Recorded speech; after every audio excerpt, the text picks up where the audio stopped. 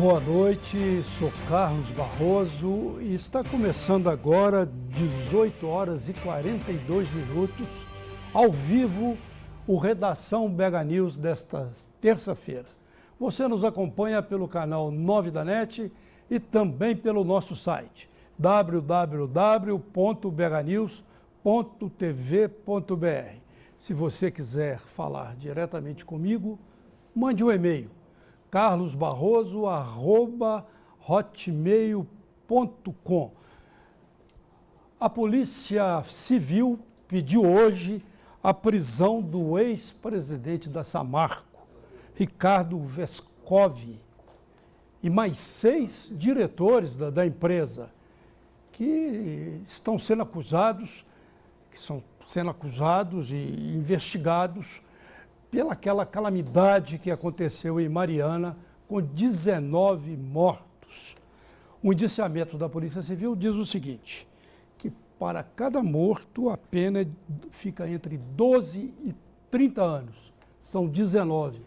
Multiplica isso por 19 anos, que vai dar, se houver o julgamento e a pena for nesse sentido, vai dar a pena de cada um desses acusados. E aqui hoje, na nossa edição, vamos falar também sobre a prisão do marqueteiro do PT, João Santana, e de sua mulher, sua esposa, Mônica Mouro. Primeiramente, vamos às demais notícias. 4 anos após homologar a licitação da nova rodoviária de Belo Horizonte, no bairro São Gabriel, a Prefeitura e o consórcio vencedor da concorrência pública desconversam sobre a nova data para começar a obra. A última previsão era agosto de 2015. Muito antes, porém, o prefeito Márcio Lacerda havia anunciado que o terminal estaria pronto no final de 2012. Segundo a BH Trans, atualmente a chuva impede o pontapé inicial nas obras pelo consórcio SPE Terminal BH, que devem ser iniciadas na estação seca. Como a obra não tem data para começar e nem para ser concluída, a rodoviária do centro não pode ser transformada em estação metropolitana, como anunciou o governo estadual em 2015. A companhia responsável pela administração do terminal não tem como fazer investimento ou melhoria no prédio da Praça Rio Branco, área com saturação da capacidade viária. O prazo dado à Prefeitura para transferir as operações para o São Gabriel terminou em janeiro. Só após reassumir a gestão do terminal, o governo iniciará estudos para que ele incorpore veículos do sistema metropolitano. E agora a polêmica entre a Prefeitura de Belo Horizonte e a diretoria do Iate Tênis Clube. Antes anunciada como desapropriação, a Prefeitura de Belo Horizonte vai tentar uma nova estratégia para conseguir o controle sobre o anexo do Iate Tênis Clube na Pampulha e derrubar a estrutura que atrapalha a candidatura do complexo arquitetônico ao título de Patrimônio Cultural da Humanidade, isso pela Unesco. O Executivo vai tentar comprovar na Justiça que ao menos parte do anexo foi construída em uma área invadida de 4.132 metros quadrados, que pertence ao município, e que a situação nunca foi regularizada. Com isso, não precisaria pagar indenizações. A Prefeitura teria reunido uma série de documentos que comprovariam a ocupação irregular do terreno. Entre eles está a escritura de compra e venda do clube para a iniciativa privada em 1963. No registro, a área vendida é de 19.900 metros quadrados e hoje o Iate Tênis Clube ocupa um espaço de 24.032 metros quadrados. O terreno remanescente não fez parte do contrato e, portanto, seria do poder público. Para legitimar a tese, o Executivo junta provas que já apontavam como solução a necessidade de desapropriação e reintegração. Já o presidente do Iate Tênis Clube afirmou que só vai se manifestar oficialmente sobre o assunto após a visita do Ministério Público na sexta-feira. É isso aí, no país do puxadinho, tem puxadinho para todos os lados, essa polêmica envolvendo a prefeitura e a direção do Iate Tênis Clube. E com esse projeto aí de transformar a Pampulha em patrimônio cultural da humanidade, que é bom, né? Bom para o turismo, é bom para quem mora na região, é bom para o orgulho do Belo Horizontino. Mas tem o puxadinho atrapalhando essa intenção. E o descarte irregular de lixo e entulho em lotes vagos e ruas de Belo Horizonte aparece como um dos maiores desafios diante da explosão de casos de dengue enfrentada pela capital. De acordo com o último balanço divulgado pela Secretaria Municipal de Saúde, 2.916 casos da doença foram confirmados em Belo Horizonte, além de 3 mortes.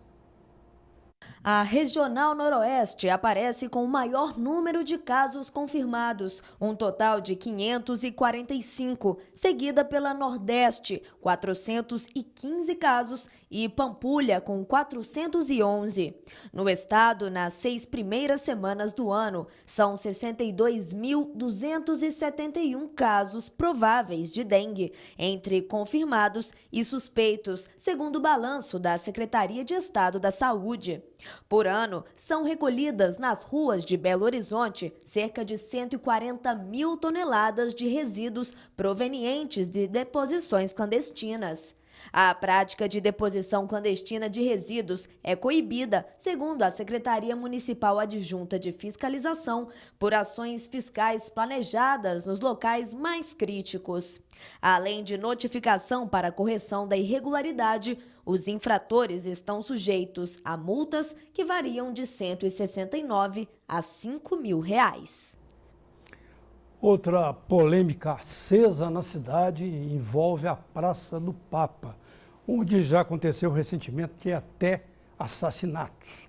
Uma operação da Polícia Militar conseguiu impedir mais uma vez a realização de um baile funk clandestino conhecido como Segunda Sem Lei, na Praça do Papa, um dos cartões postais mais frequentados por turistas em Belo Horizonte, que fica lá, a Praça do Papa, no bairro Mangabeiras. O evento, que era organizado pelas redes sociais, ocorria toda segunda-feira. No início do mês, um casal morreu em uma dessas festas. Há suspeita de que os jovens tenham sido vítimas de espancamento.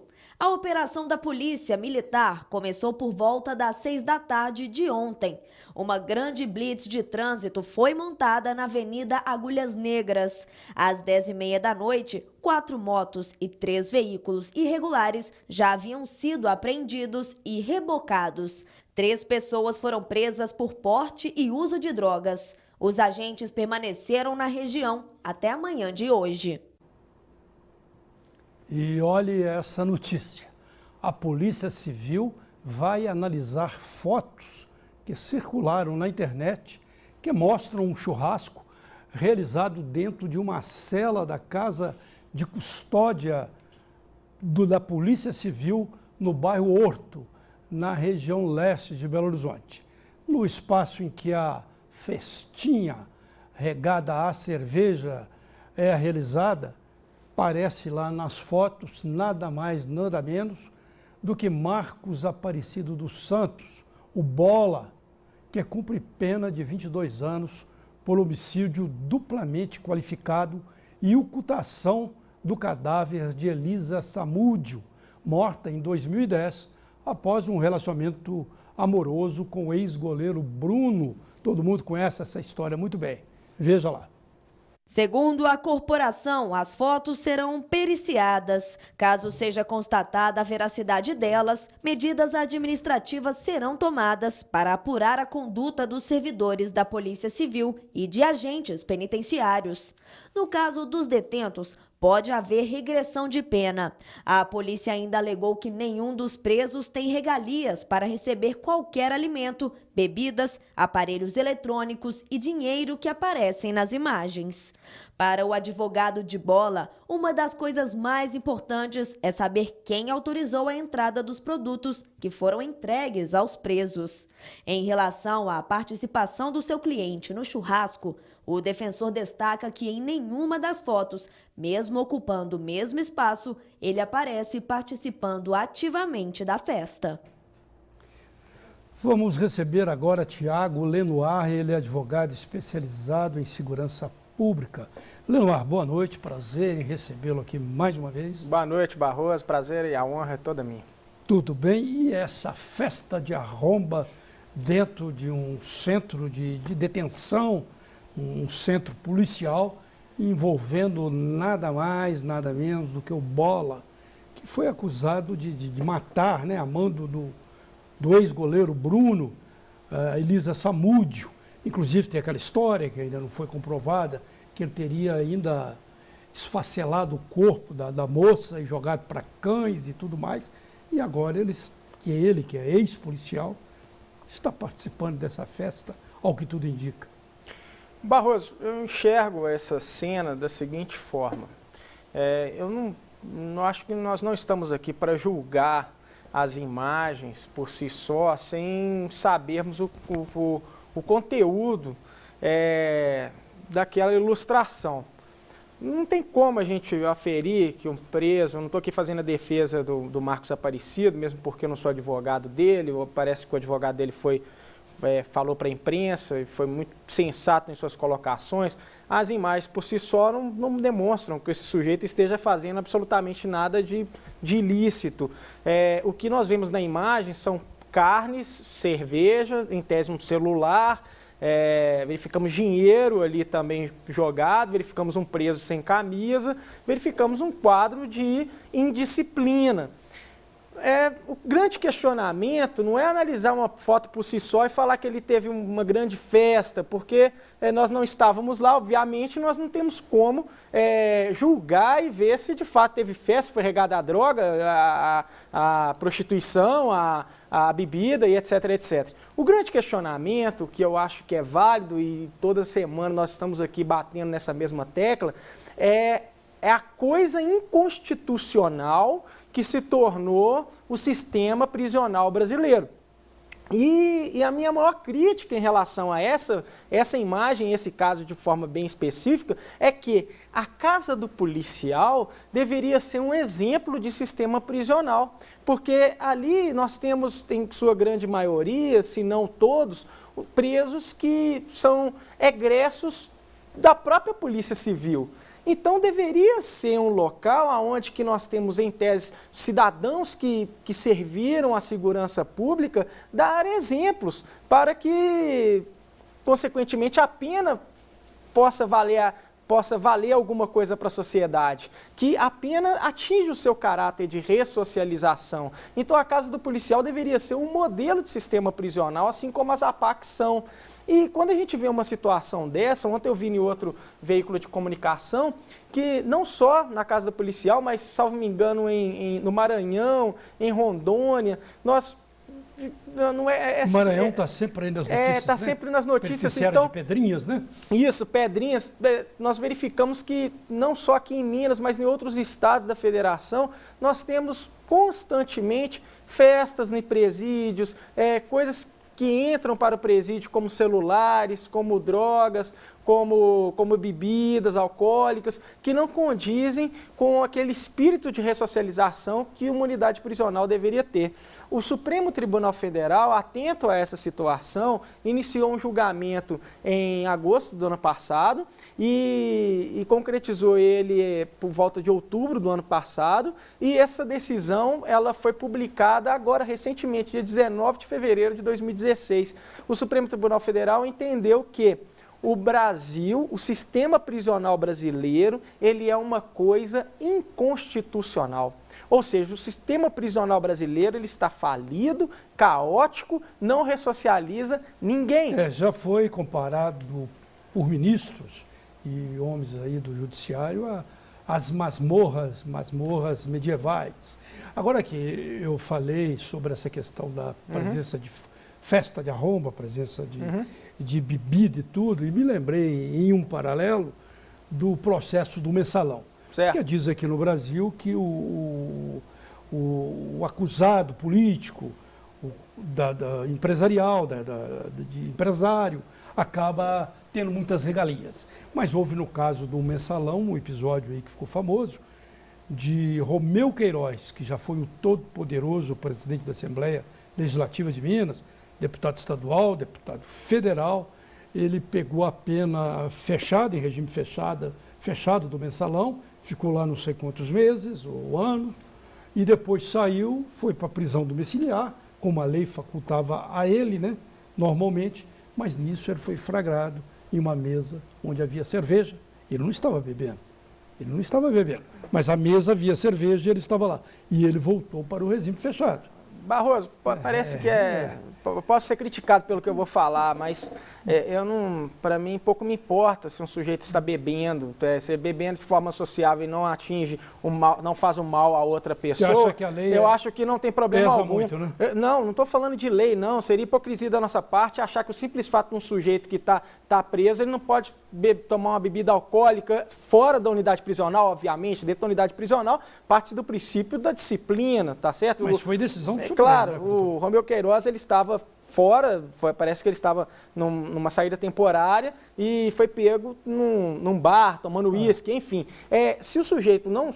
Se o ato praticado por ele não está indo contra a disciplina e a normalidade do cumprimento da pena dele, eu não vejo problema algum nisso. Eu acho que o sistema prisional e todo o procedimento de execução de pena, ele tem que ser mudado no Brasil. A gente tem que retirar daquele ser humano... Você propõe que essas coisas mudem, né? Eu proponho porque eu acho que ele não está sendo coerente com a sua finalidade. Por exemplo, eu não consigo entender por que a prisão ela seria necessária para um sujeito muito rico. Que adianta colocar aquele cara trancafiado dentro de uma cela, sendo que a sociedade precisa do dinheiro dele. A gente coloca aquele sujeito 20, 30 anos e vai morrer na cadeia. Ok, e tantos meninos passando fome, tantos problemas de desigualdade social, tanta crise financeira. Essa posição é temerária, né? E Há o mais sujeito... de 6 meses, o maior empreiteiro do país, Marcelo Odebrecht, está na cadeia, né? Não, eu não estou aqui defendendo a liberdade do Marcelo Odebrecht, quero deixar isso bem claro, mas para mim a prisão do Marcelo Odebrecht não influencia em absolutamente nada no meu cotidiano. Entretanto, o dinheiro dele, se demonstrado que ele é culpado, que ele desviou, que ele participou de diversos atos criminosos, eu acho que esse dinheiro dele poderia sim ser colocado para recuperar hospitais, para construir casas habitacionais para pessoas pobres, para auxiliar no tratamento. Mas aí só pobre acabaria na cadeira. Enfim. Que afinal é uma realidade também. Mas que seja, se o pobre está preso, que ele trabalhe para a sociedade, porque ele fez um mal para a sociedade. Então,